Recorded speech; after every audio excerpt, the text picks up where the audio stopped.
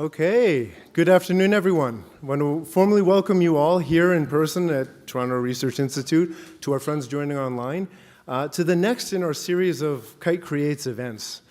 This is a special one. We're doing this in partnership with the Toronto chapter of Aging 2.0. In a moment, I will invite Daniel Finley up to set up what that means and why we thought this theme of lab to market would be a great addition to our series. If this is your first time here, by way of high-level introduction, my name is Garrick Ng. I run a program here at the KITE Research Institute called KITE Creates.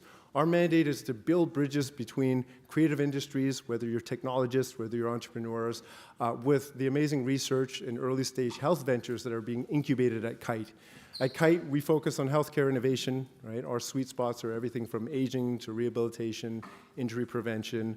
And today we'll be spotlighting a very special project that brings some themes around rehab, gaming and technology together. So it's exactly the kind of ingredients that we like to spotlight in events like this, where we're trying to encourage folks that come from the design world, from the interactive media world, from the fashion world, to look at opportunities in healthcare.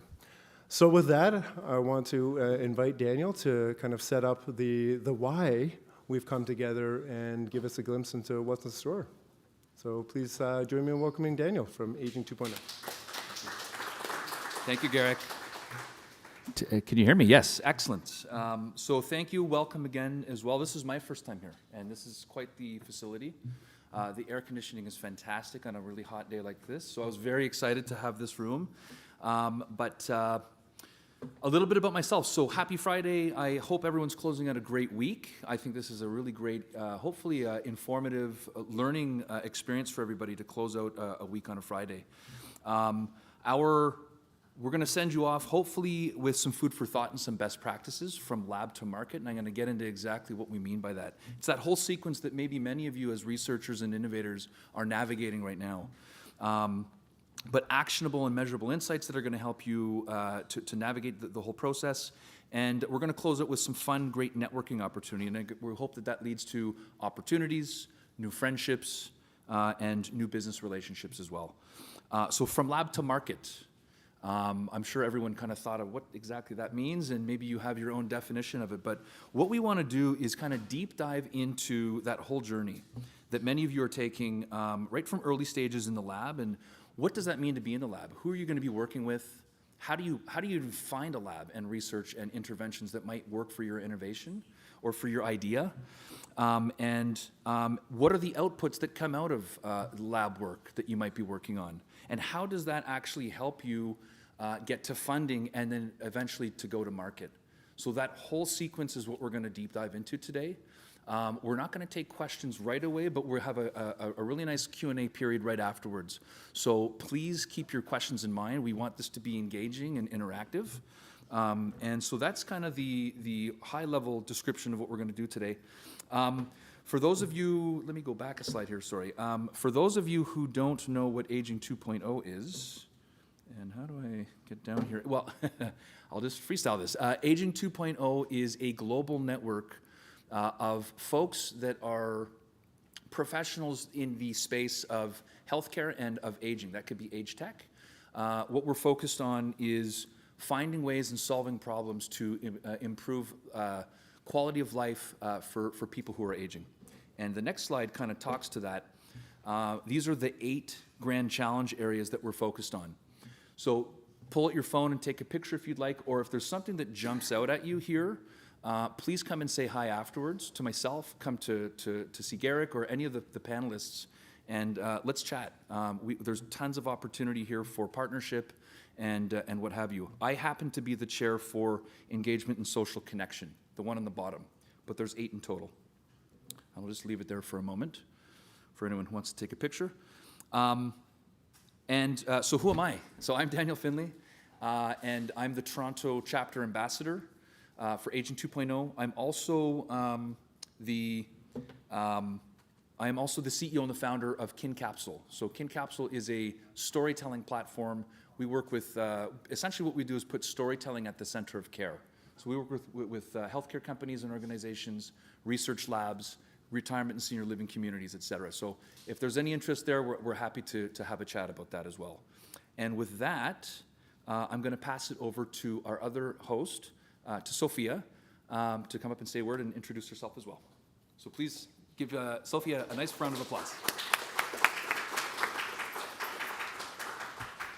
Thank you, Daniel. And of course, if you like today's event, all the credits go to Garrick. And if you don't like it, blame on me and Daniel, because me and Daniel, we met and we cooked this one up. And so blame us if you don't like it. But from the tour, I think you already start to like us, which is really good sign.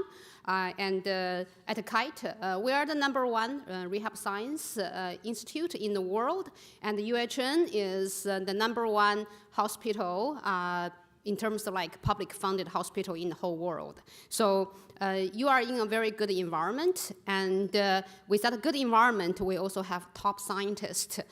So I promise I'm the last one between you and our amazing Dr. Robin Green, who will talk about her research. So Dr. Robin Green is the Sorensen Chair in Acquired Brain Injury at the KITE Research Institute of University Health Network. And also she is a professor in the Department of Psychiatry, University.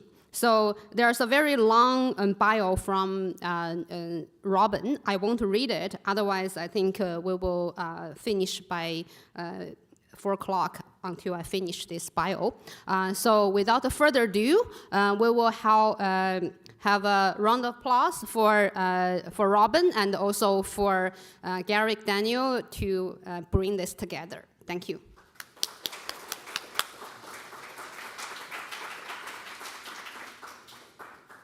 Okay, so if you don't like my talk, I think you can blame Sophia or Garrick, maybe?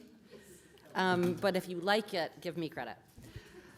Okay, so thank you very much. Thanks for the introduction, and thanks so much for the invitation to Garrick and Daniel and Sophia. Oh, let's advance the slide. Okay, so I'm going to talk about the lab side of lab to market.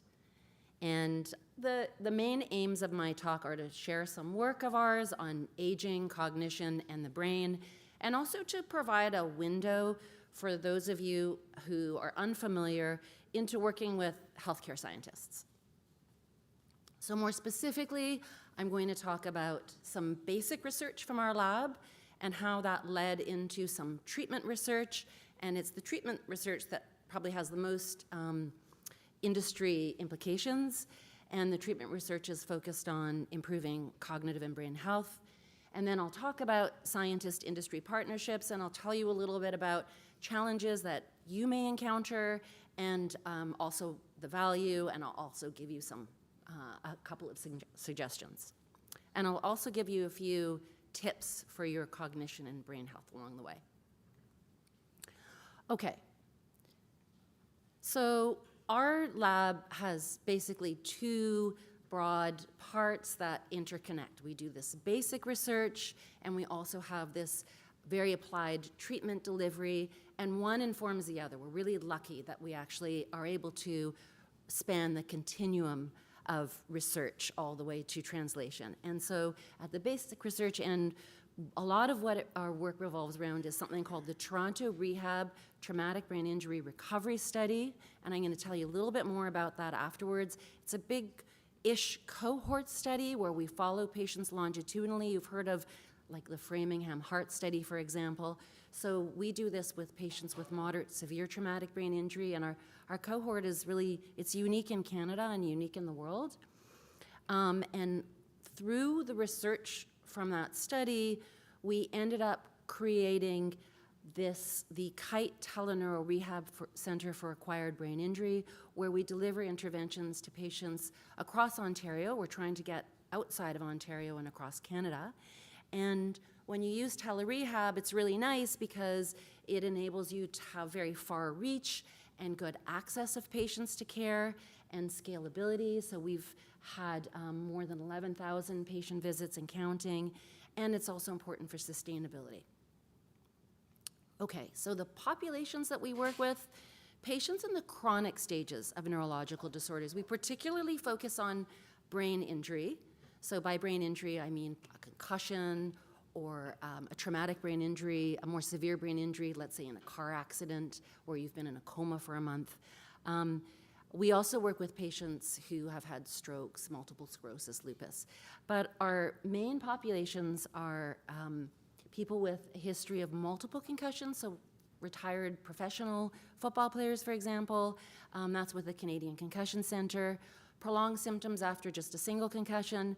And then people in the chronic stages of moderate to severe traumatic brain injury who may be months, years, decades after their injury. And it's really important to focus on these people in the chronic stages because there's a huge gap in care. We also work with older adults, and we've just started to work with healthy youth and adults.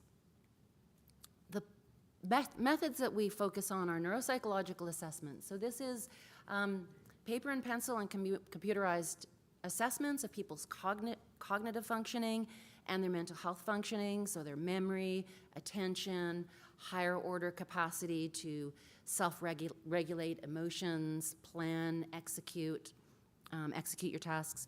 We use MRI of the brain, so that's like you can think of that as just a much better version of a CAT scan, but it also allows you to look at the functioning of the brain and how different parts of the brain connect with each other. And we do, part of our methodology is randomized control trials, and that's really the best kind of methodology. If you're trying to test if an intervention works, you want to do a randomized control trial because you have a control group as well as your intervention group, and you're randomizing your patients into one group or another. And I'll just flag that, imagine that you run a study, and your study runs over the summer and it runs over the winter. And you do all of your patients in your control group during the summer, and you do all of your patients in your intervention group in the winter. And so you've got one happy group and one miserable group, and you can imagine how that would affect your study. So that's why this randomization is so important.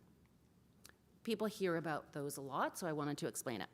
So our data, our outcome measures, are cognitive. I've been talking about that a little bit, and mental health, brain volume, brain functioning, brain health, and also everyday functioning. It's really important not just to measure what's going on in the brain, but how does it affect a person in their everyday life? Getting back to school, work, home productivity, their quality of life. This is the study that I was referring to, that study of 200 patients. So it is unique in Canada, and it's probably unique in the world. So we have been following patients for out to close to 15, 17 years post-injury. We started with them when they were inpatients here at Toronto Rehab, and we assess them. We assess their cognition, their mental health, their brains, starting at 2 months, and then at half a year, 3 years, and now we're following them up at 12 plus years post-injury, and it's been an incredibly fascinating study. We get to see them long after people normally see patients, because most care is front-loaded. You see patients with brain injuries in the first weeks, maybe months, and then you don't see them again. And so it's been really fascinating to follow them. Our key outcomes are, again, this brain MRI, cognition, mental health, quality of life, return to work and school, and a few other things. And I'm going to give you just a brief synopsis of one of the key findings, which was unexpected and kind of discouraging. So we found accelerated aging in the chronic stages of brain injury. So these patients who have suffered, as I said, they've suffered a severe brain injury. They might have been unconscious for weeks or months. They have a really tough battle to get back to anywhere close to where they were before their brain injury. And they have this double whammy, because actually what we found is that they start to recover, their brains get stable, but then it starts to show some progressive deterioration. And again, this was really discouraging for us to see. So it's this accelerated brain aging that the moderate to severe traumatic brain injury is triggering.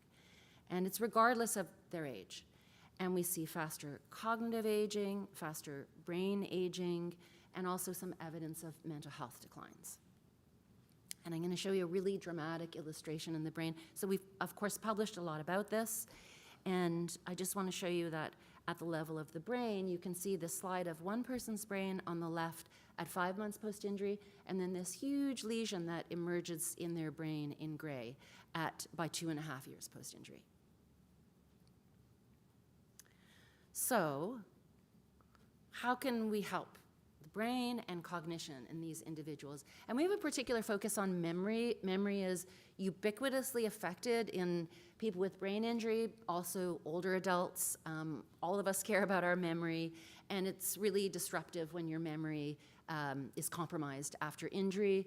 And the other thing about memory is that there are really close mappings between memory and the brain. We know which bits of the brain subserve memory, and it makes it easier to do research.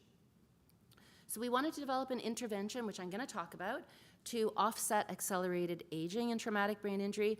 And here there are principles that are relevant to healthy aging as well. And I don't think I need to talk to this audience, or really any audience, about this gray tsunami that we always hear about. So our current Canadian population, 41 million by 268, estimated to be 75 million. Adults 65 and older, currently 19% of the total population. By 2068, it'll be 30%. So 22.5 million people, including lots of us in this room, will be part of that gray tsunami.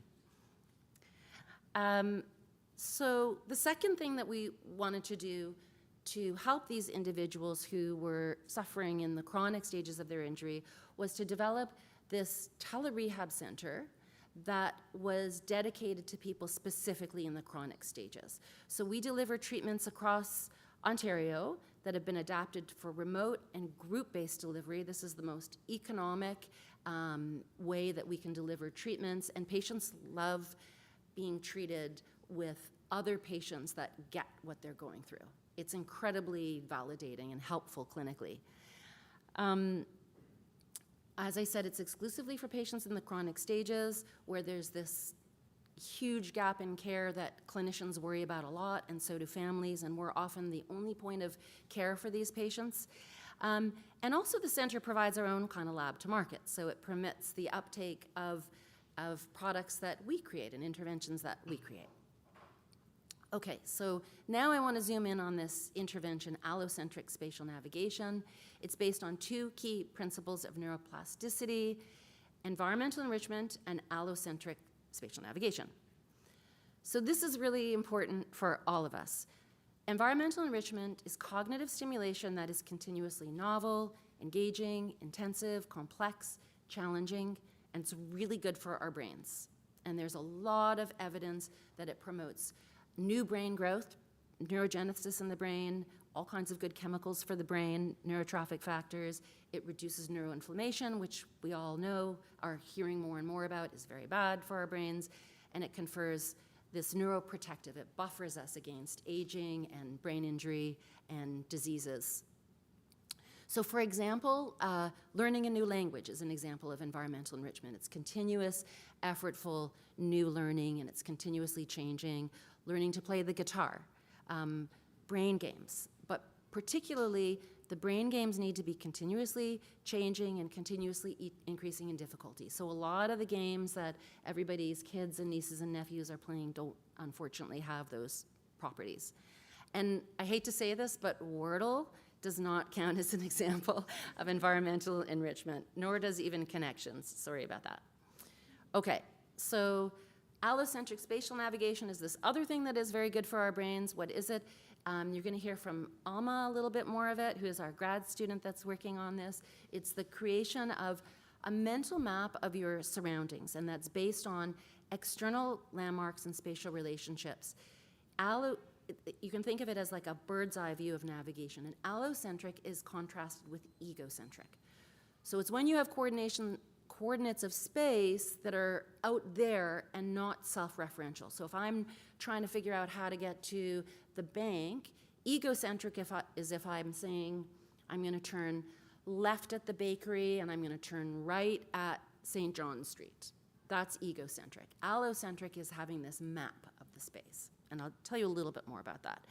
And allocentric spatial navigation, which you should also try to build in your life, partly by turning off your GPS when you can, has great evidence for exercising the memory parts of the brain. It exercises the hippocampus and the fornix circuits. It promotes growth in those memory structures, and there's nice evidence for prevention of aging-related memory and brain volume loss. So try to, if you're learning a new route, just try to think about that map of space. Try not to remember it as a sequence, but try to create that map of space, and that is good for your brain. Even if you make mistakes, by virtue of the effort, that's a healthy thing for your brain. Okay, so this navigation intervention is done on computer. Patients do it in their own homes, and what they do is navigate cities of the world. So it's got spatial navigation and environmental enrichment built into it, and people learn cities of the world, a different city every week for 16 weeks, and we start with a two-dimensional map, and we move into using Google Street View. And the actual act of learning how to navigate and shifting from 2D to 3D and then working in 3D in Google Street View induces or forces one to use this allocentric spatial navigation. So the study has, and again, Alma will talk a little bit more about it, and I can talk more about it too. So the study has, it's a randomized control trial, which I already told you about. There's an experimental group and a control group. The control group is looking at TED Talks. So we're trying to give them the same amount of, we're trying to get people to spend the same amount of time on something that's cognitively stimulating but different. Okay. So I'll just talk about, so we've been doing this with older adults. Our data are in the early stages, older adults, people with traumatic brain injuries, and multiple sclerosis. In terms of the early older adult findings from the intervention, we see really nice compliance with our older adults, great technology uptake, and we see near transfer and medium transfer. And what that means is that's referring to generalizability. So it's not really that beneficial. If you get transfer is the holy grail of neurorehab. It's not great. If you give somebody an intervention and they get really good on your intervention and they're great on it in the lab and they go home and nothing's changed, who cares?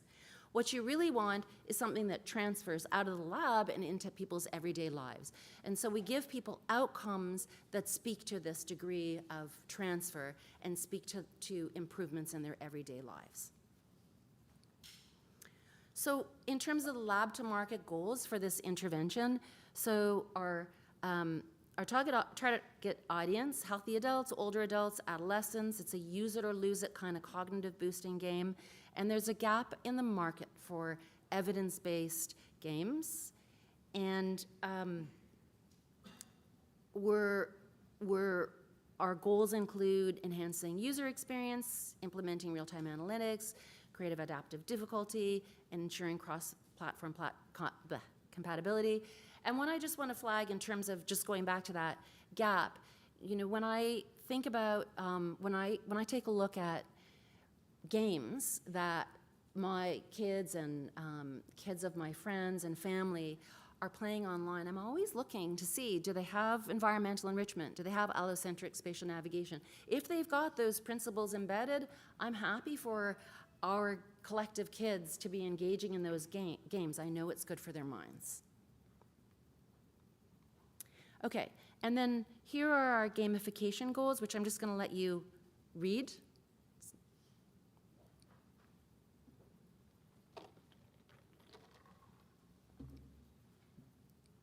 Okay, so now I want to focus on a few more slightly general principles. So in terms of our industry partnership, I'm going to tell you the story of that. So we collected some early data on this allocentric spatial navigation intervention, but our platform desperately needed reprogramming. We were using Google Street View. I won't give you the boring details of it, but it was getting very, very glitchy and more glitchy over time. And we were trying to come up with Band-Aid solutions, but we realized we needed to reprogram it. And that was going to take a lot of resources. And so we connected with KITE Creates and Garrick Eng to see if there were industry partners that might be interested in this. And that's where this whole commercialization idea came about. The idea for gamification evolved.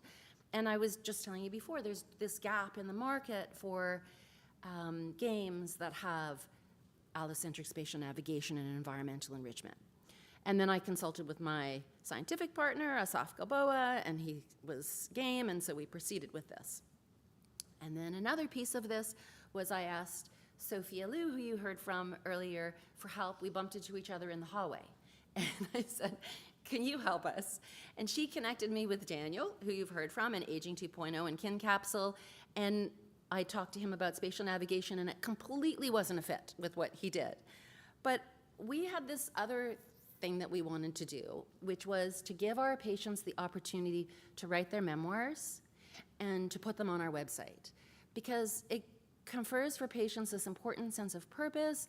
It shares a patient's story with other patients that can be inspiring or validating. So we had a lot of different reasons for wanting to do that, but we were going to do it in this low-rent way. They were just going to, you know. And Daniel and Lev have this very sophisticated tool for creating memoirs, and so now we have this, this project that is brewing.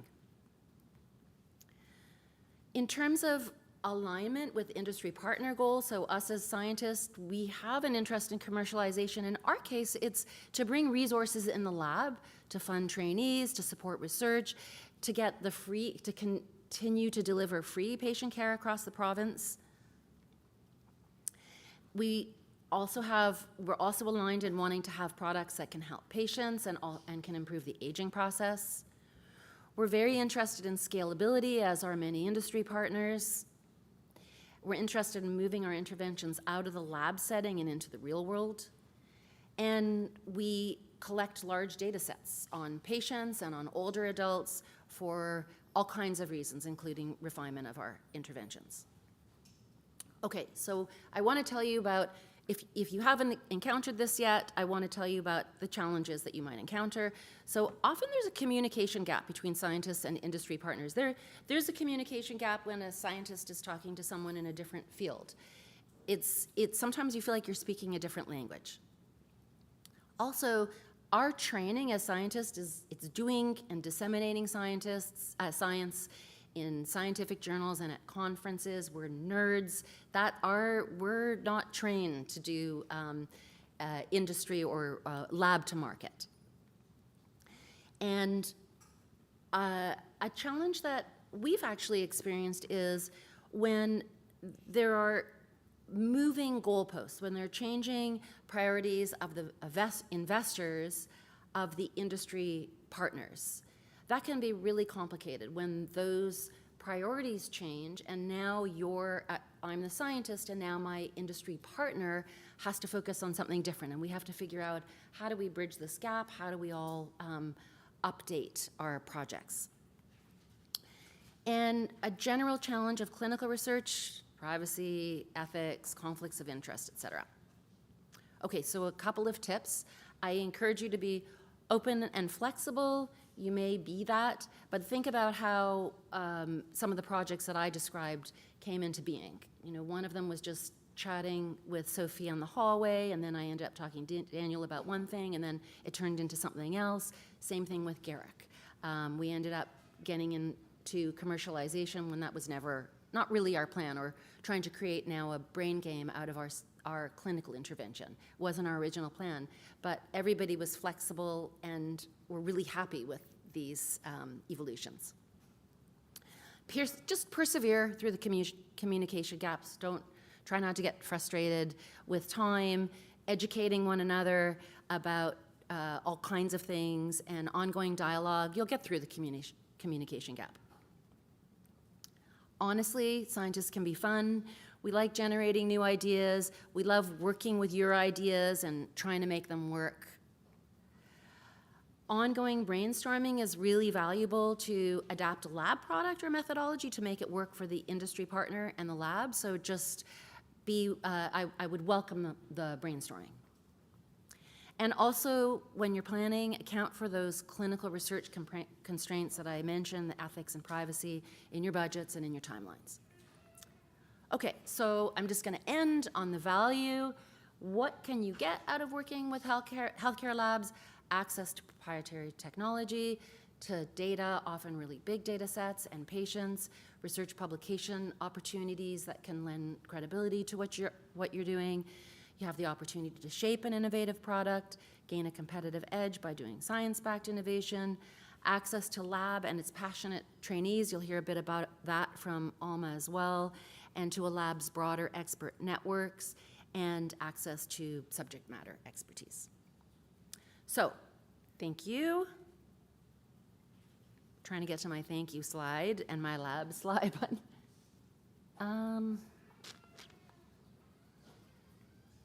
I am done, but do you want to help me? Or can you advance it from there? I want to show you my lab members because I'm a very small part of this entire enterprise, and great. You've already been thanked. So this is our awesome team, and yeah, I'll even tell you a little bit more about them during the panel. These are their names, here are QR codes, and here are some of the people that are helping us as well at the bottom.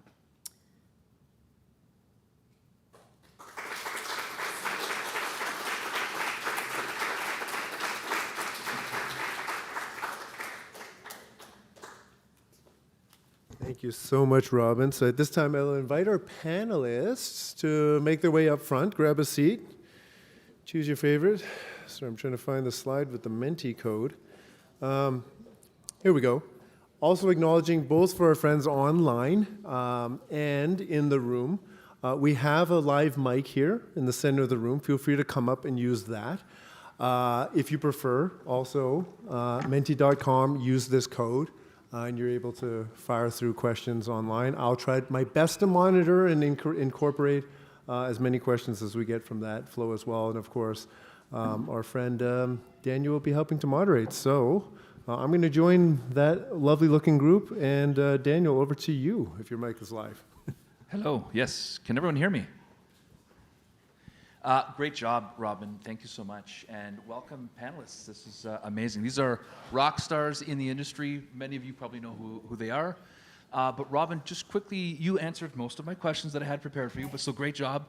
You talked about evolution and being flexible. Do you find that in your lab in particular, and maybe labs generally speaking, are innovators and or other topics or themes coming to you, or are you generating the ideas first typically and then going to the market to look to see who's a good fit for a specific intervention or research? In our case, it's people coming. Yeah. In our case, it's been people coming to us, and except for the example of spatial navigation that I gave you. Okay. Excellent. And is that sort of common, would you say? I think there are a lot of different beasts in the scientific world. There are people that are really interested in generating startups, and there's actually more and more pressure from all kinds of academic, from the university and from the hospital to income generate. In our sphere, that's a little more complicated because we're working directly with patients, and industry partnerships create complicated conflicts of interest. So first of all, we're working with patients and we're delivering care, but is that better?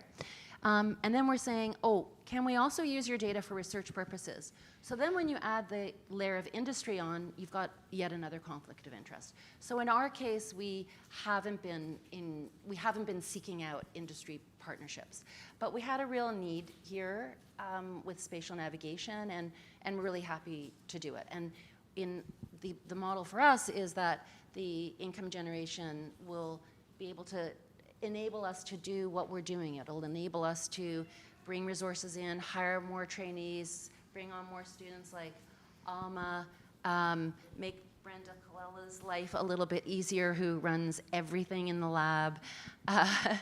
And it'll also enable us to continue to deliver our interventions to our patients for free. That's awesome. Thank you. And you mentioned Alma, so I'm going to just, so this can go back and forth between the two of you, but Alma, if you could just do a quick introduction of yourself and talk about how you're involved with what Robin covered. And we'd love to know What does the academic and student perspective, how does that fit into the lab and research work that you've been involved in as well? For sure, yeah. Thanks, Daniel. My name is Alma. I am a graduate student in the clinical psychology program at the University of Toronto. I'm also a research analyst at the Center for Addiction and Mental Health, and Robin Green's wonderful, wonderful Robin's trainee. And so the spatial navigation project is going to be one of my major graduate projects. And currently we're just, as you mentioned, in the process of developing our platform and moving towards the gamification stage. As for a student perspective, I would say that from my point of view, a student is the engine of the lab to market pipeline. Robin, she oversees many, many different projects and is responsible for managing all of them, whereas usually a graduate student is responsible for 1 to 2 projects. And so that allows for that individual to be more involved and hands-on with the day-to-day tasks that are required when you're collaborating with a startup or a company that is interested in taking it from a research environment to a market environment. And so I think it's also valuable because that very student could later on graduate and become a pivotal component of that company, either as a consultant or as an employee. So I think that just keeping an open mind and being able to do practical day-to-day tasks and accomplishing those within the lab, having frequent meetings with partners is the role that the student fulfills in a lab in respect to the market. Yeah. Yeah, absolutely. That's great. And it made me think of another question.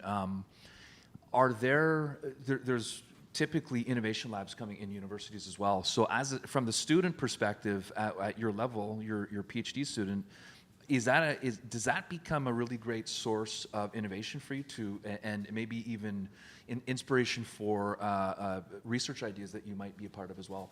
And that could be a question for Robin as well.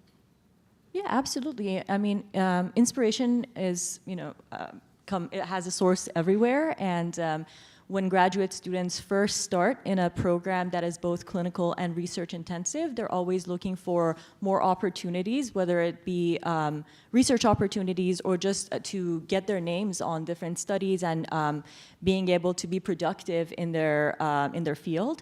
And so attending those fairs or being approached by a market professional, a startup, a company, and being able to talk to them about different ideas is very productive for the student as well, because through those conversations, you can create a new project, and that student goes back to their PI and has discussions. And if a new project comes about that way, then it's beneficial for both sides. And it also could very well be someone's PhD dissertation that they end up defending and later on, talk about for years to come. Yeah. Nice. And for innovators, just for the innovators in the room here, to Alma and to Robin, are they typically coming in through a university? Is that a good route for an innovator to come and connect with you? Or are you finding that most of the university innovation hubs, that's a direct path? Like, what are you finding in your experience is more common? And are they good paths for innovators? So in our case, people have come through both the hospital and the university, and then we go to organizations like MyTax that will match funding from the industry partners. Right. Nice. Let me just add to that, because I'm seeing some questions coming in through Menti. So as a build on that, how can a startup that's working on a new idea in clinical tests work with your research group or Canadian universities to validate their work? So the question is more, the direction of interest is from the startup itself. How might they access and work with you? So I'll give a quick answer, and I think Sophia is the person to really answer that. So if they happen to know what we do and it's related to what we do, then they can send us an email or contact Sophia and get to us via that route. But they can often contact a lab directly, but usually it's often the case that someone has an idea, but they don't necessarily know which lab is the right fit. And so Good transition. Sophia, please introduce yourself more fulsomely. Yeah. So I actually have two hats. I'm here because I'm the partnership manager at KITE. And also I'm scientist here. I do fall prevention and accessibility. But to go back to the question, I think for sure, we actually very, very open and encouraging the startups to work with us. Besides that, the startups, they can directly hear, KITE or University Health Network or U of T, because we are all related. They will be able to find that, oh, maybe there's a lab, or they just have an idea, but they have no idea how to contact the places. So I think normally if they Googling partnership manager or partnership director at those places, they normally will get the right person. And in case of KITE, we also have another way. We actively promote what we can do with startups is every year we have a pitch competition, because every year, May, we have iCare International Conference on Innovation, Aging, and Rehabilitation. And the one component we call Power Play Pitch Competition.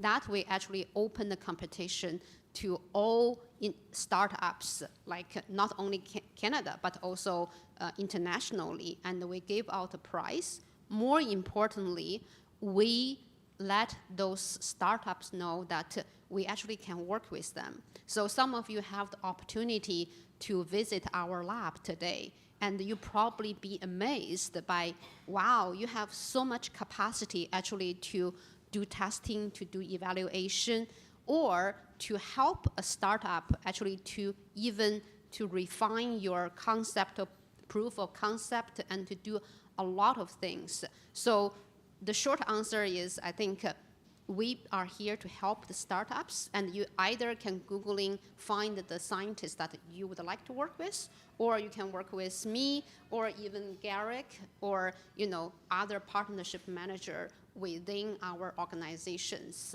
I think that is the way that we be able to help startups. Well, while you're holding the mic, a question just came through around, is there a cost to working with our labs? I have a feeling it might help to actually give some context as to what are the mechanisms to even begin to work. The answer is yes, but it's more complicated than that, right? And there's ways to kind of mitigate and work with that. And maybe that's a good time to also bring in our friend Jonathan, but maybe react on the KITE side to that question. Yeah, definitely. So yeah, I hope I could say no, there's no cost. We can work with you with all the in-kind. Sometimes that could be the case, because one of the approach we sometimes take is we work with the startups. If happen, for example, the startup has a product, and we happen to have a scientist currently has a project that they are working with. For example, I'm just going to use Robin as an example. Robin has a grant that she is looking to treat the brain injury patient, and she is evaluate her approach, and maybe she needs a control, or she needs another one to compare with, and this lucky startup just come up with another idea, and Robin say, this is perfect, this could be the control, and then that startup probably can be part of this study, and there could be very minimum cost on the startup. But I will say that's probably when we have a blue moon, or some very, very rare occasion that will happen. Normally startups come to us, we will encourage them to bring some of the funding, and either we can jointly approach the investors, or we can jointly looking at the potential grant opportunity. So that enable us to jointly to look at how we can validate your prototype, or we can refine your prototype, or we can help you to bring to the market. And also remember, we are very, very closely working with Mars. So Mars actually or a lot of incubators at U of T, at Toronto Metropolitan University. So all those network actually enable us to help the startup to find those funding opportunity. But to be short answer is yes, in order for us to do those work with startups, there's going to be cost involved, but to be case by case.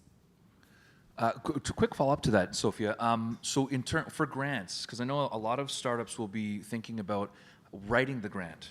So can you just talk about, and this is to the panel, but while we're on that subject, can you talk about how that grant gets written? Is there partnership opportunities for startups and innovators to work with the lab to apply to the lab to the grant? Sorry. Yeah, definitely. I think we have many, especially I think now there's so many funding agents. They are really encouraging this type of collaborations. So our scientists, our researchers, they are very well equipped to write those grants. So definitely startups can leverage our expertise. And we also have the sort of like the fortune to work with, for example, I think CABI and Baycrest, those type of organization to jointly help startups. So maybe I can even pass this on to Jonathan, and Jonathan can introduce yourself, and also maybe to broaden like the tips and also information for the startups. For sure. Thanks very much, and thanks everyone for having me. My name's John Suckling. I'm the Senior Manager at the Center for Aging and Brain Health Innovation, or CABI for short. And yeah, we mentioned funding, and so it's a good segue. We do a number of things. One of those things is provide funding for startups, for innovators, for problem solvers, and really try to bring that financial support as well as other kinds of resources to stimulate these kinds of collaborations between research and industry to kind of help them get across the start line, which is, believe it or not, sometimes the easy part. But it is hard to get into those labs and those research environments. And so, the two pieces of advice, I'd say first of all is don't wait until you're waiting for a pilot to start asking people. Ask 12, 18 months in advance.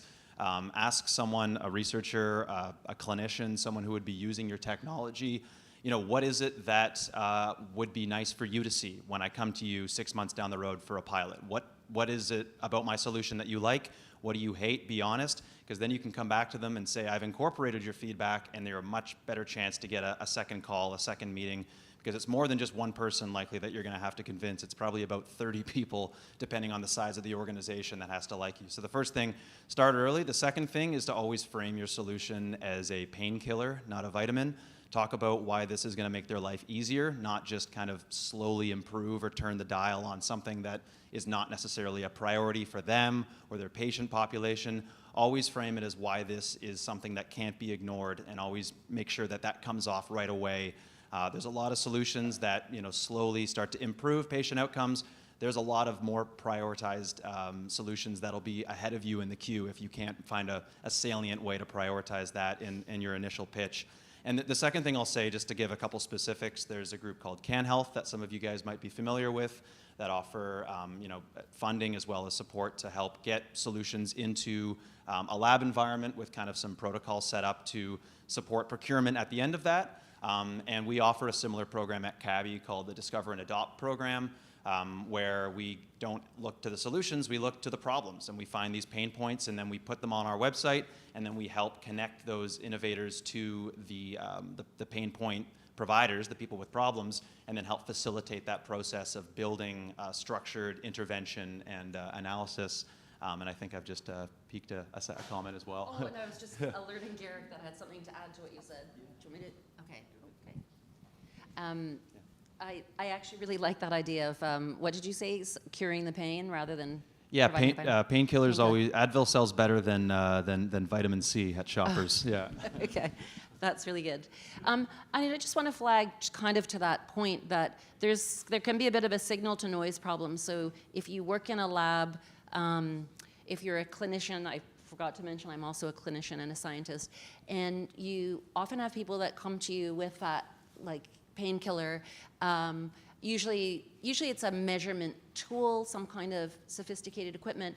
But unfortunately, there are a lot of them, and everybody gets a lot of emails. And so you read this request from someone to use their equipment, and it sounds really cool, but it's not self-explanatory why you should use that over another tool of that type.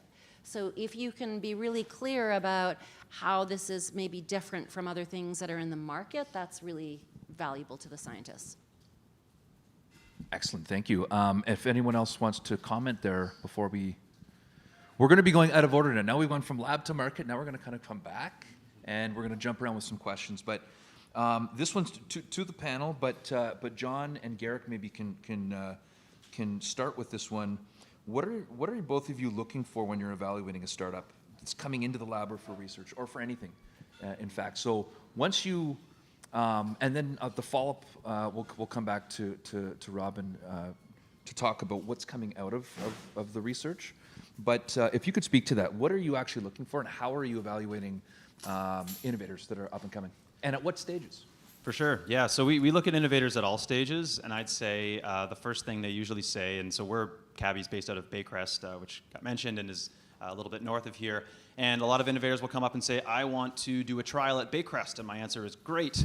Baycrest is thousands of people and has 1 billion clinicians, and what part of Baycrest are you looking to get implemented in? And so have you thought of that? Have you thought of the actual use case beyond just saying we want to slap a badge of approval and kind of rubber stamp our innovation by having some trial completed, right? What are you looking to accomplish? Who actually cares about the output, right? You're going to do a 12-month trial. Who cares? Who are you going to take that data to? And what does that do for your company? What does that do for our clients? You know, how is that moving the needle on some pain point within the institution? So first to think of that, I'd say coming out of the lab, it's have you thought beyond the science? Because the science is great, but you could build the best, bicycle in the world, but if cyclists don't like it, no one cares, right? So have you put it into practice? Have you gone beyond evaluating it in a vacuum and thought about, what's what do nurses have to know about this? What do caregivers have to know about this?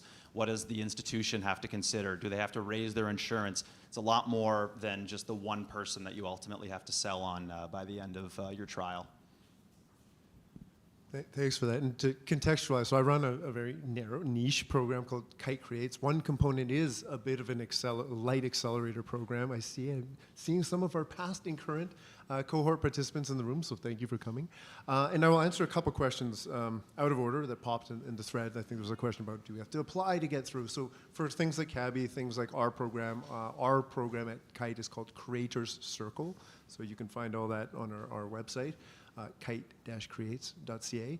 And yes, we have an application. Many, I'm sure, CanHealth, any number of health or adjacent incubator accelerators will ask sort of the same type of questions.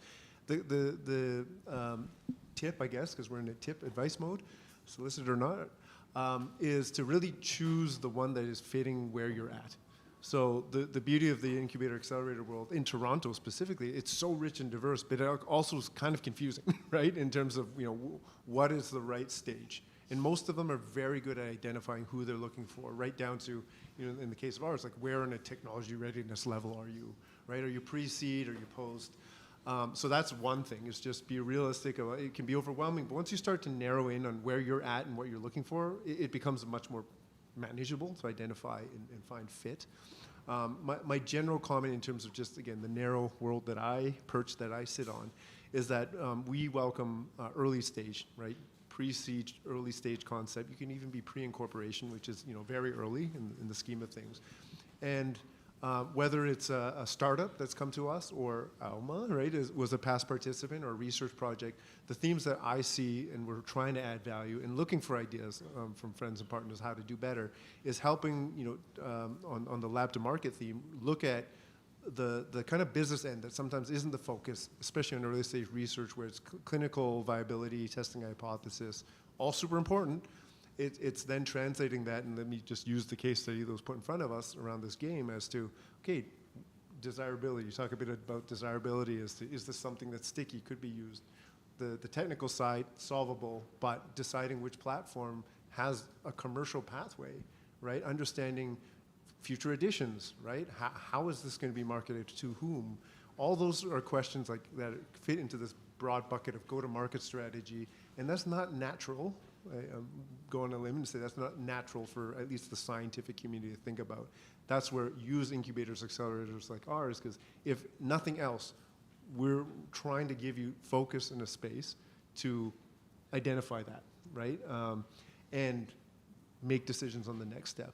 Final comment, because I realize I'm monopolizing this. I really will pick up a theme that Robin had in her slide around, there's the element of planning. We love doing that in this world. And there's the element of serendipity, right, of following connections, being open and flexible, I think was the word you used. That's why we do events like this, right? We are in our own little microcosms. You have to get out there. You have to connect. You have to see what's out there in your sector and otherwise, and who knows what might come from that.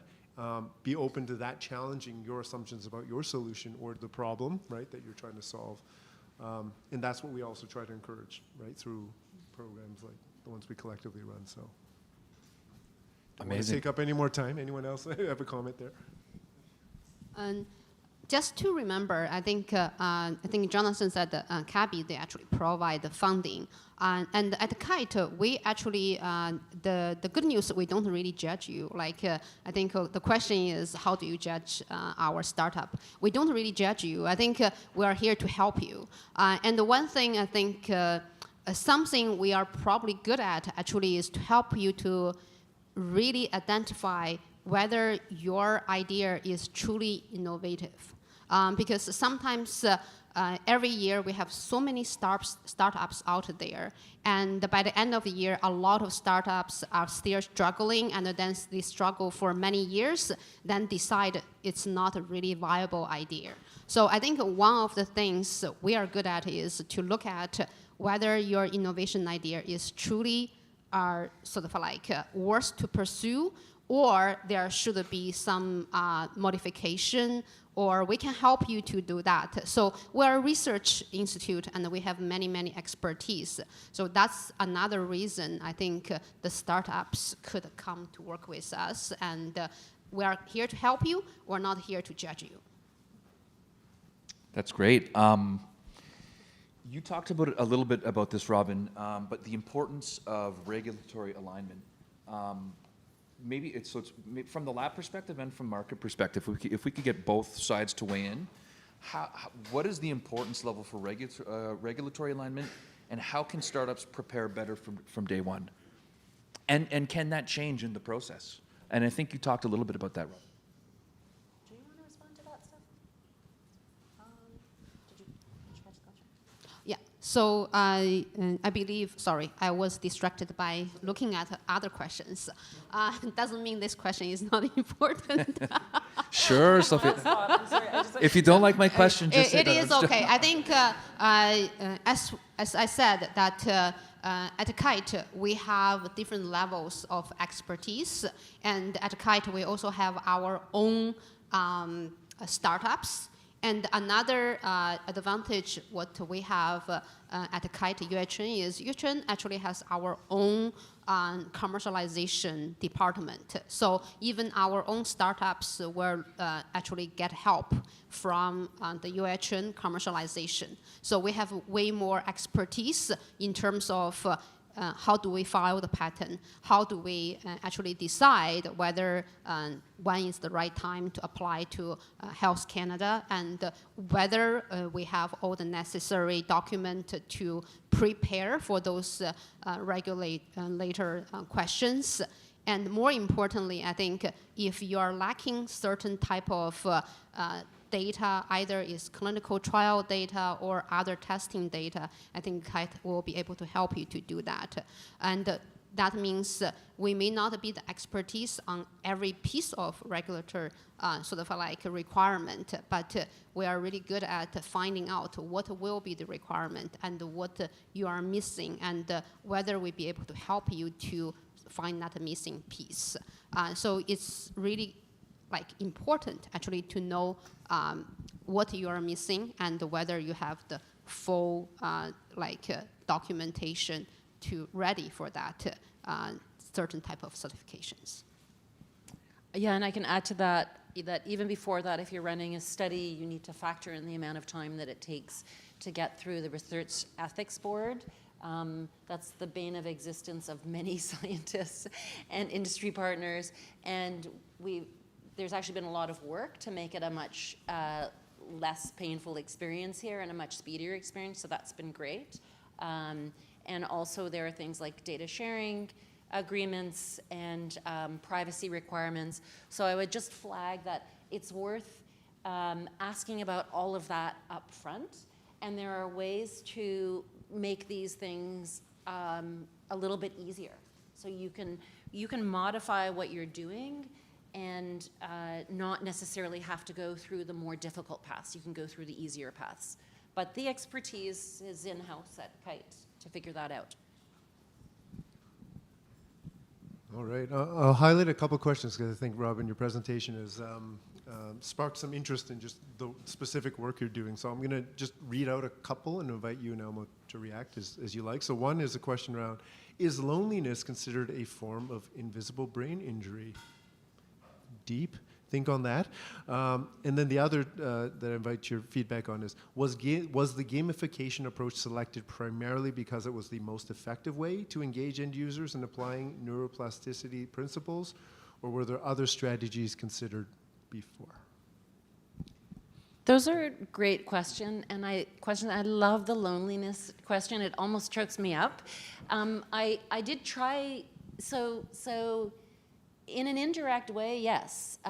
So loneliness that is tied to isolation can in turn be tied to stress and depression and sometimes anxiety, and those things are bad for the brain. They can literally harm the brain.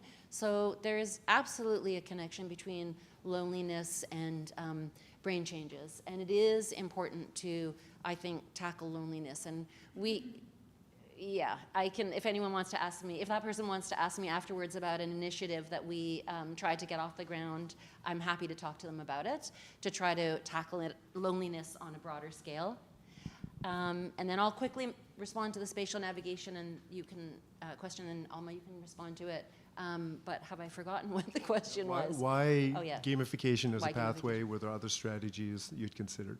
Yeah, so gamification came about later. Gamification came about because we actually wanted to bring it to market in order to get our platform modified, because we needed to improve our platform considerably for people to use and for it to be sustainable. And so when we came to you, Garrick, to talk about how we could remodel our platform, that really was where the gamification idea came in, and we love that idea. And then we love that gamification brings this platform that was really intended for a somewhat narrow purpose to a broader audience, because all of these scientific principles that are relevant to patients, as I mentioned in my talk, are confer good things to the brain and cognition in healthy adults, at least theoretically. And we want to run the studies to verify that. And so we would love to get those kinds of well-validated scientific principles into the games that kids and adults are using, and to make all of our brains healthier. If I could just interject briefly there, do a tonal shift, because this is, I'll give you the perspective. In your applications to programs like ours, to build, what is that market opportunity, right? Gaming globally is a larger industry in terms of like revenue, right? GDP generation, than like film, music, the main staples of industry, entertainment combined. There's a market there, right? The number of platforms, the number of users across all different age groups, growing at a much faster rate, right, than most avenues. These are things that normally we don't think about or evaluate, but strategically, Dr. Green and team have, I think, caught on that. Hey, there's actually an amazing way to reach populations in need, right? So twinning those type of observations, yes, do your due diligence, your reviews around, spatial navigation and all of that, but also try to understand, okay, and be flexible and open to how do you get that into the hands of the populations you're trying to address, and then that becomes a very different narrative. And I would suggest maybe outside of some of our comfort, right, in terms of framing how you would go about that. And that's that whole business side, right, of the three-part thing that you talk about often in innovation is that desirability, feasibility, but also market viability, that you have to do some homework and would benefit from doing the homework before investing, too much in picking a specific direction. Because it's a dynamic conversation, right? What tool you choose, there needs to be a sustainable pathway for doing that, right, beyond the lab. And we're relying on you for the business side of things, Garrick. But I will add that, you mentioned there's a huge market, but I guess one untapped, to some extent, lesser tapped market in terms of gaming is older adults. And as I mentioned, when we looked at our spatial navigation intervention data, older adults really liked it, and they adhered to it, and they did what they were supposed to do, and there were no issues with technology uptake. And if they probably stand to benefit more so than younger people, because as older adults, people's brains are a little bit more fragile and in greater need of that neuroprotection that this kind of a brain game can confer. Did you want to add anything, Alma? Yeah, sure. I'll just briefly add that it's also about how you market a product. I mean, if you call something an intervention, younger adults or adolescents may be less likely to want to use it on a day-to-day, but when you call something a brain-boosting game, they would be more likely to take it up, use it, and also introduce it to their friends, because not only are they assured that the game itself is providing and conferring some benefit to them cognitively, but it's something that they can talk about more easily and share it with their loved ones. And in terms of the first question, the loneliness question, I really like that. And it reminded me of the initiative that we're starting with KINCapsule, because we're trying to get patients who initially have sustained a brain injury share their stories and be more open about talking about the incident itself, as well as how their lives have been impacted as a result of that brain injury. And so we're going to be using KINCapsule, the platform itself, so that they can share their narrative and maybe also read other people's stories. And so I think as people, we're all bidding for connection, and that's one way that we're trying to mitigate loneliness as well in our patients by collaborating with businesses such as KINCapsule. So, yeah. Yeah, great, thank you. I just wanted to comment quickly on something that you said, Robin, that older adults are uptaking technology faster than they ever have before. So it's important, I'm just putting on my innovator cap now, and being in industry, for innovators there too, of course you want to balance ease of use. It has to be easy and very clear in terms of how to use your product, but they can't be like just overly simple single clicks anymore, because Gen X will be starting, the oldest group of Gen X will be retiring in about 5 years from now. That's when it starts. And these are people who are digital adopters. These are people who've had entire careers in tech, and they're going to be retiring, and they're going to need semi-sophisticated stuff to keep them interested. So keep it simple 100%, but balance that with sophistication and having options of what you can do as well. So it's a great point that you made there. Garrick, I don't know how we're timed because we want to go to the floor, but I wanted to ask the question, the big question, the funding question for the two of you as well, in terms of how innovators and or researchers can get funded. And Robin, you talked a bit about grants, but other types of funding options that the innovators in the room particularly, but researchers as well. What are their options, and how can they? Where can they go? What programs are available? Invite Jonathan, maybe speak to some of from what you've heard, right, and the types of questions you've heard. Maybe you could tailor your response in terms of the specific pathways at CABI.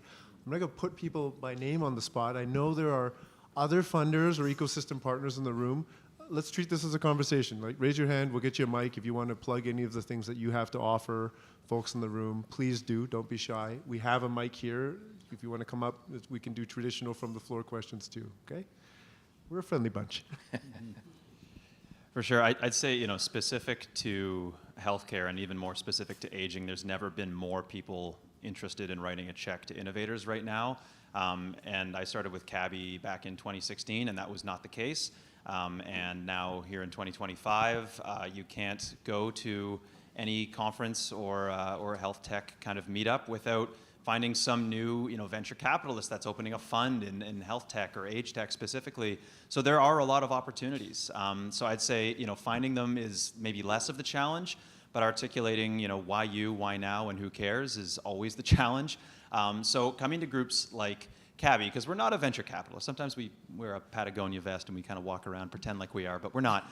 We can really de-risk those investments, and that's kind of why we exist, right? Is we provide the funding for you to get that initial validation, and you can actually speak to us about where you can go, if not us, if we're not, at the right stage, or if you are at the right stage. We have a lot of friends who do work in the VC or in the later on stages, and we can make those introductions. So we're as much as a broker and kind of a connector as we are a funder.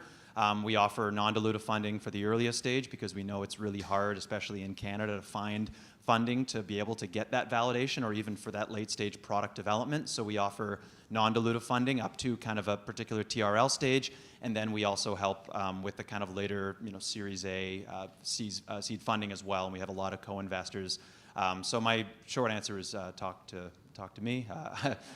We've got some friends that are always interested to hear about what you're working on. So actually, before I just address another question that came up earlier, and this is the right time, I think, to bring it up. There was a question around, from a student perspective, when to get into entrepreneurship. Or I'm poorly paraphrasing that, but I'll reference. It's not direct. Actually, there is a funding component if you are an eligible candidate, and this is a program literally called Lab to Market. Right? Confusing, I know.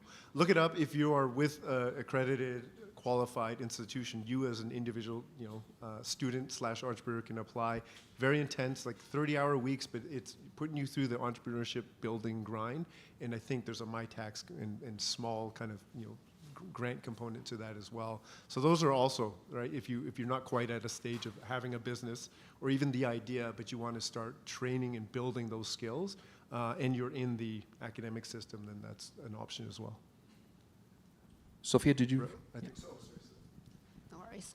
I think in terms of the, maybe just the last question about the student, when you can get into the entrepreneurship, I think probably there's different places you can go, depends on at what stage of your idea.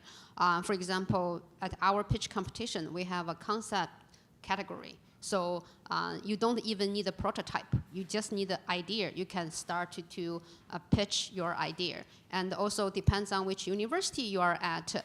There's always those incubators. I think the thing is you need to know where to find the proper places that you can start to learn how to become entrepreneurs. And the second one for the funding, I think, of course, we are not a funding agent, but we definitely have a lot of collaborators. For example, at the moment, there's Envisage, which is MATAC and the Quebec government opportunity for the startups. And there's also the Mars with the Toyota Mobility Foundation. They also have another funding opportunity. So because we are in their network, so of course, I cannot say come to me and then I will give you funding, but if you contact us, we can actually also help you to find the funding opportunity. And the last one is, I think we can also help you to say, whether you are ready to talk to an investor.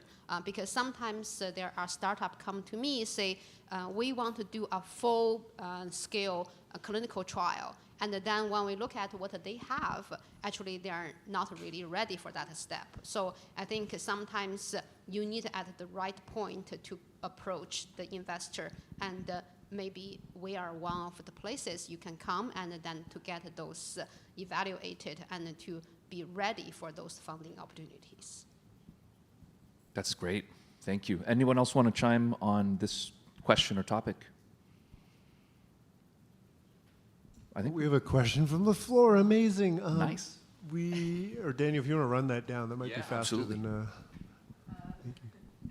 Actually, I just wanted to join this conversation because I'm here on behalf of Toronto Metropolitan University, running the Lab to Market program.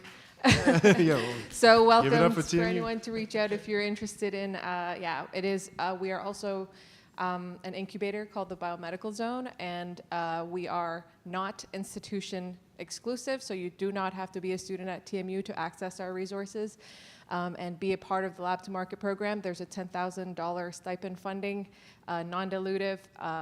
Yeah, feel free to reach out. My name is Jane. way better description of lab to Nice. market. Thank you, Jane. Thanks, More, Jane. more of those. And I can run too if you don't want to come here. I'll hop over. Anthony. Yeah, similar here. I just want to quickly introduce myself. My name's Anthony. I'm a project manager with CanHealth. So Jonathan, thanks for the shout out. Our mandate is to help Canadian companies stay in Canada. We want to help scale and commercialize Canadian innovation here in Canada. So we're typically demand driven by hospitals or healthcare organizations that are looking to solve challenges in their own organizations. And we work with Canadian companies to help solve those problems, to help with that validation. Typically with more commercial ready solutions, but happy to chat with anyone here who's interested in kind of being in our company intake. We have Christy here, who is a CanHealth company and has done a couple projects with us. So we can definitely get some of her feedback on our programs, but happy to have a conversation with anyone here. Thank you. Another question from the floor here. And please, everyone, this is our time. We're going to close out with some networking and just we can have some snacks and refreshments, but this is your chance to ask questions from this amazing panel. So, Vishal. Thank you. Hi, I'm Vishal. I guess I'm a innovator startup. I asked the loneliness question. That's my space. Really great information. The question I had, I guess, for you is in the industry partnership, when you're doing the research and gathering the clinical data, if that's different than what the industry partner wants you to go in, who wins the toss of the coin? So let's say your data is like, no, we don't want to build the game this way, or we need to focus on something else. But now you are in an industry partnership and the investor wants some other direction. How do you guys handle that? Yeah, that's a great question. Robin, just a Oh, reminder sorry. for the mic. This is for our friends online. Yeah, that's a great question, and we've had that experience. And in our case, so yeah, the goalpost shifted, and it was because of investor priorities. And in our case, you know, the industry partner.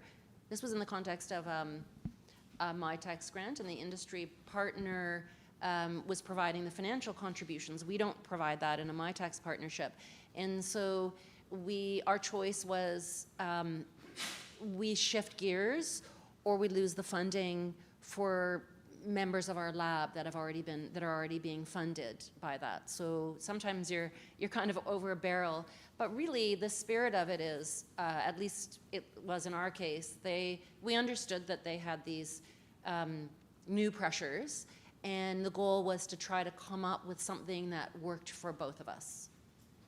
And that is doable, because remember, with the science lab, even just a scientific publication is a valuable product or outcome.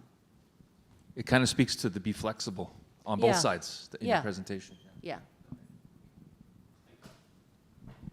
Just to add on that, I think at KITE, we are actually quite unique. We actually offer services to the industry. So we have those labs, and if the industry want to come here to do some experiment or test, actually what we will do is we actually to treat you as the sponsor, and you can evaluate your products, and you can answer your research question. So we will here to provide the academic support, but it's really for the industry to decide what you want to do. Absolutely. Yes, thank you everyone for the discussion. A lot of interesting perspective. I want to ask a question regarding on how age tech founder should design the go-to-market strategy regarding the buyer side. Because I think when people think about healthcare or aging solution, they rely on public healthcare system or like the private insurance to pay for it. So eventually, healthcare funder consider it as the primary source of revenue. But the reality is, with the shift in aging population, the government budget the fiscal budget is depleting because there are not enough production going on back to the fiscal system. And also, it poses a lot of pressure on personal saving to the retirement account. So if this is the macro reality, how can age tech funder better design their revenue model so that when they pitch to investor or public buyers, they can convince people that this is a good solution. But more importantly, we have a sustainable revenue stream that can afford this kind of solution, if that makes sense. Because I feel like today's from lab to market, but on the go-to-market part, I'm actually very curious about what are the innovative models out there to support the market part, if that makes sense. It makes total sense and phenomenal question because that is the $1 million issue, right? As we're hearing these pitches, these things, innovations that are being developed, they work like clockwork, they can be implemented, everybody loves them, everybody wants them.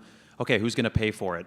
Silence, right? So, it obviously depends on the model that makes sense for a particular innovation, whether they're looking at a billing code or whether they're looking at out-of-pocket costs for consumers. Hopefully not in a lot of cases, but that is, and I think also unfortunately, why a lot of innovators are pushed south of the border to make their first sales, right, and then come back up once they've established product market fit.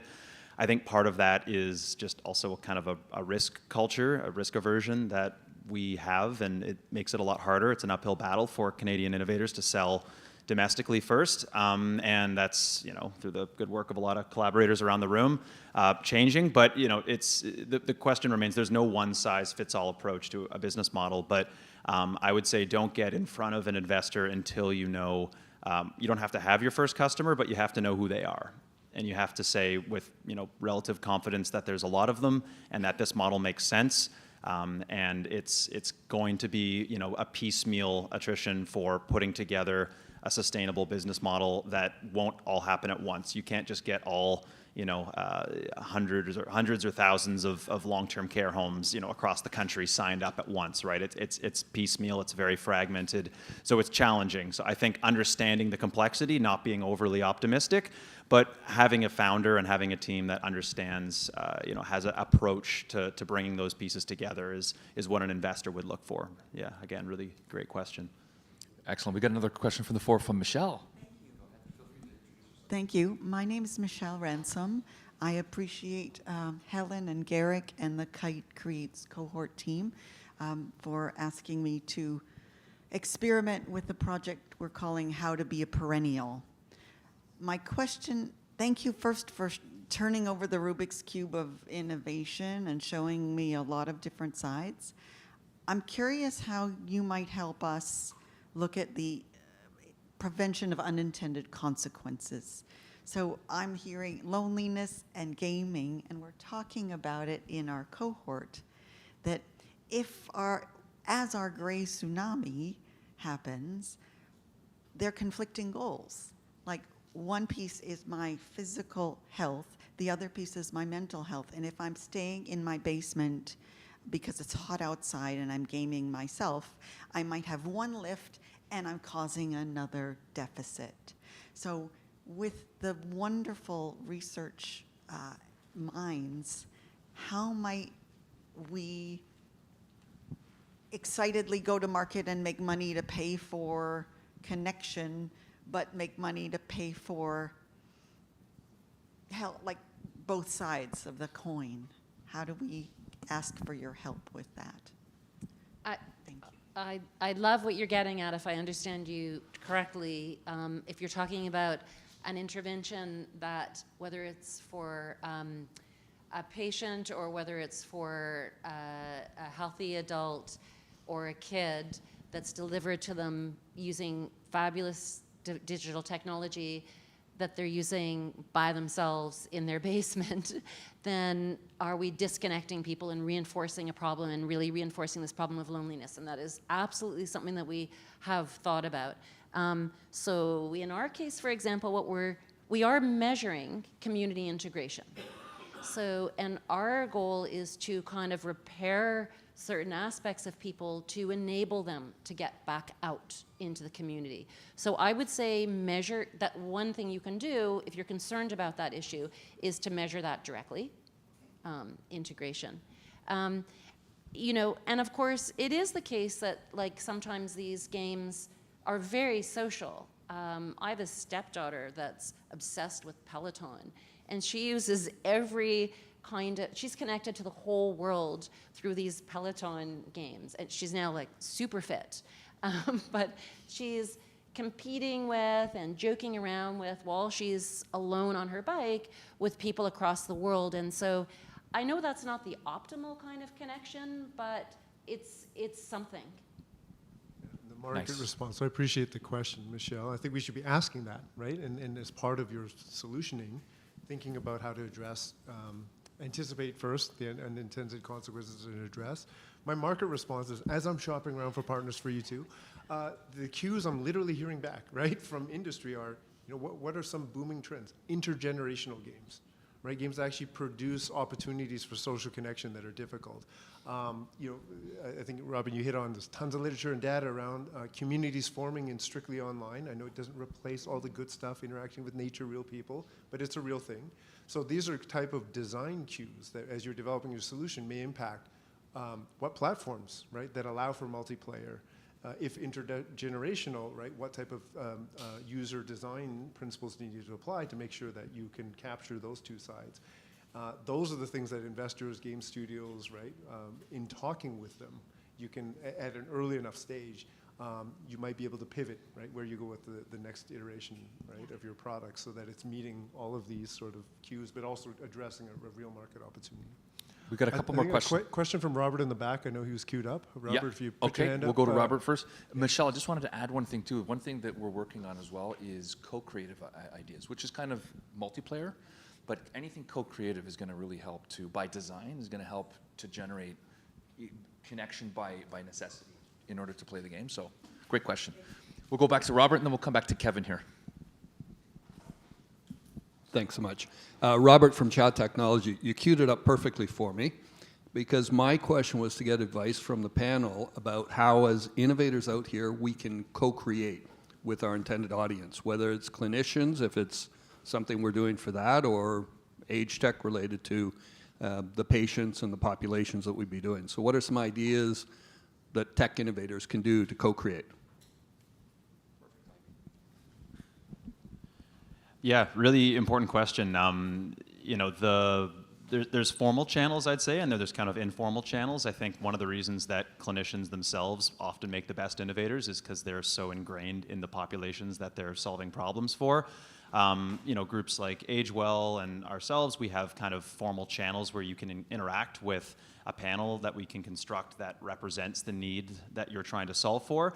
So that's kind of the more of the formal channel, but I'd say lots of, you know, unsolicited interviews, right, is one of the challenges. I know if you're doing the Lab to Market program, one of the things they make you do is an insane amount of customer discovery, right, where you talk and talk and talk about what the problem is beyond even introducing the solution, right, and you really have to understand where that's coming from. And it's difficult, especially when you're solving problems for older adults and for caregivers, because not exactly known, caregivers are not known for having the most free time available. So if you're trying to, you know, get them into a room for an hour to ask them questions, might be a little hard to do that, right? So I'd say going to where they are, right? Going to where they are, showing interest, you know, working through the formal channels where available, but, you know, trying to make it as seamless and easy to collect that feedback. But again, if you can present it as I'm looking to get your insight as opposed to I've got the solution, people are generally a lot more willing to open up is what I've seen, but really, really good question.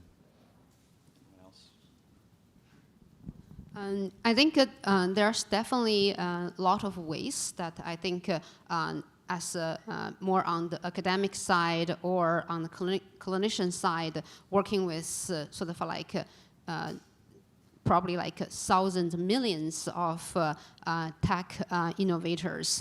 I think there's definitely a question of how we can get to know each other better.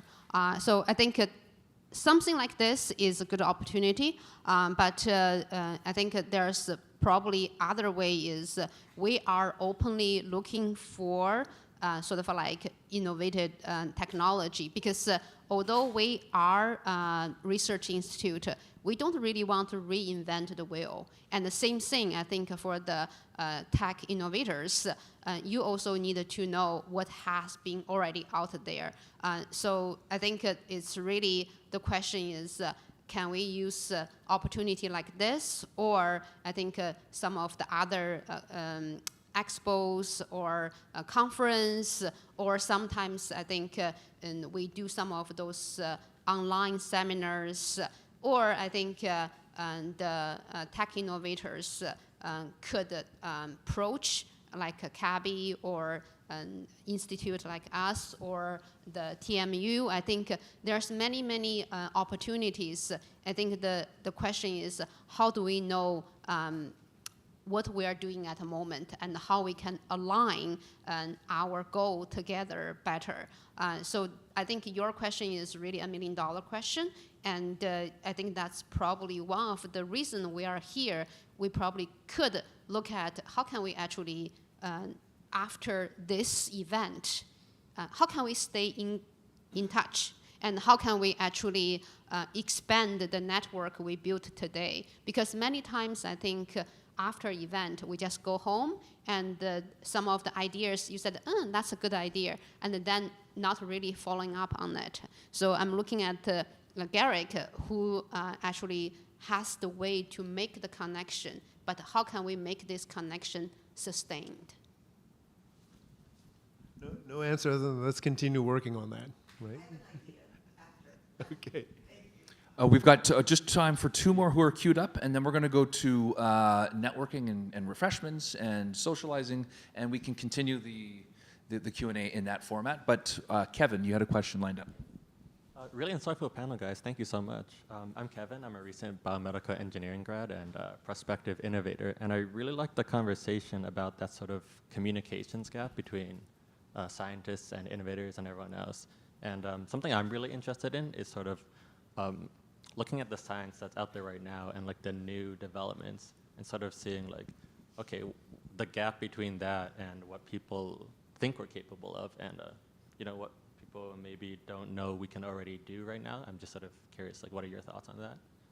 I guess catching up to the actual research that's been done.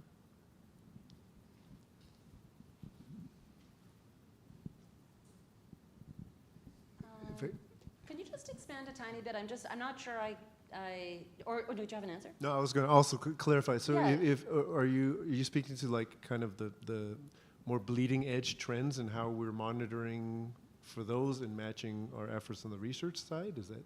Yeah, I the guess spirit of your question? you know, the research that's pushing new boundaries, but then maybe people on the market don't know, you know, we can actually tap into this and make something interesting.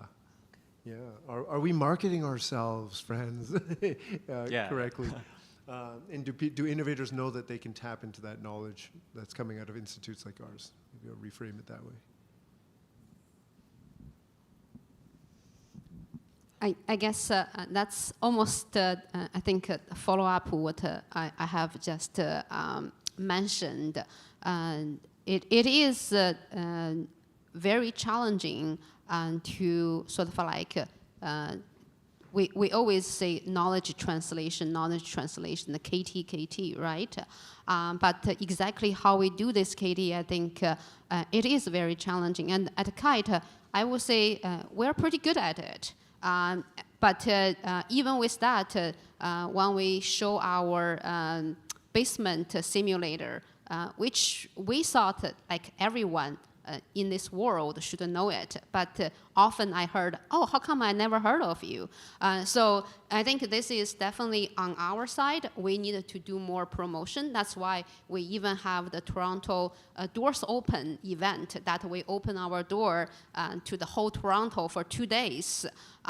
So we do a lot of, on our side, the effort to promote what we have doing, and we also have our sort of like more like a KITE news to write it in a more like a layman language. Because a lot of research, I think, I think today Robin did a really good job to explain her research in a really sort of like layman language so people can understand. A lot of times people come to our website, they probably look at what we research, they probably going to be say, what that mean, right? What is applied? So I think on our side, we definitely need to do more effort how to make our research sort of like more relatable to the tech innovator who may not in exactly this field. But on the other side, I think I'm here to hear the sort of like ideas. How do you think you can better actually connect with us? That's great. So two more, I think that we're out of time. But so Shin is going to introduce herself in 30 seconds. She's got a startup idea, and I thought this was a great platform for that. So go ahead. Awesome. Thank you. Hi, I'm Shinjini. This is my third startup that I'm building. We know in the world mental health is a big problem. We're seeing increasing anxiety, depression, stress, inflammation. And so me and five full-time graduate students are building a vagus nerve stimulator that helps calm you down. We have a wearable device that we are building and in prototype phase, and we're looking for our pre-seed round to fund that. We're also looking to hire biomedical engineers and product engineers if you'd like to connect. Our team is currently working with NYU, Columbia, and McGill, and I have individuals that are in research labs also in University of Pennsylvania. So I'd love to connect with you. Thank you so much. Great power pitch. Good job. I think the clinical world hasn't caught up to you. I think that's a really important avenue that you're pursuing. Good for you. Well, Daniel marches to the last questionnaire. You see Helen, my colleague, standing in the back, hiding behind the column. We have a few other folks from our fiber platform here. I encourage you to have a conversation and network during the networking session. So they'll hunt you down, or you can hunt them down. Right at the beginning, I said this will turn into great business relationships and great networking, and here we go. So amazing. Final question from Girish for the panel, but there's no rush to get out. We're just going to get into a more social scenario, like I said. So Girish. Thank you. Hi, my name is Girish. I'm a doctor from India. So what I'm working on with Dr. Abrams in Open Lab is we're trying to develop a project about a health assistant with the doctors at ITHELB. So my question basically to the panel was, when is the perfect moment to go and ask the funders? Because we have developed a project, we are doing a research on it. So, but still, like, when is the perfect time to, that this is the time you can go to the funders? Right now. No, I think it's never too early to talk about what you're working on, right? I think, whether it's the time to really close in and start fundraising is one question, but I think, being on their radar, and you mentioned Open Lab, it has like a great, reputation for developing a lot of innovations. We've done some work with Open Lab as well. I think, playing on some of the success stories you've had and saying, this is where things are trending, and then having those conversations as early as possible, similar to when you're looking for a pilot, is what I'd recommend. When you come in with your Dragon's Den style pitch, I think depends on when you're really ready to scale and looking to grow. After probably you've secured that initial pilot and validation, but it's never too soon, I would say, to try to get on to the radar, right, through attending events like this and to talking to people as much as you can. So look forward to talking in 5 minutes. I think that's it. Again, thank you so much, everybody, for coming. This was amazing. This was a really great group, great questions, great engagement. We hope that we gave you something to think about over the weekend and the coming weeks and months, and for your innovation or your research or your intervention or whatever it is that you're working on. And we're going to be sticking around for a few minutes for refreshments. So come up and say hello, bring your questions, introduce yourself, and let's have some fun. Yeah, thank you, everyone.